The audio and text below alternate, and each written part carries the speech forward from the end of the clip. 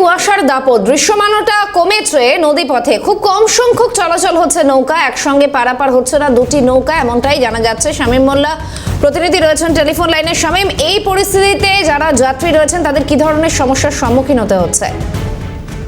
দেখো, একেবারেই তোমাকে জানিয়ে রাখবো যে হিঙ্গলগঞ্জ সহ হাসনাবাদ, সন্দেশখালী, মিনাকার সহ বিভিন্ন জায়গায় ঘন কুয়াশা ডেকেছে।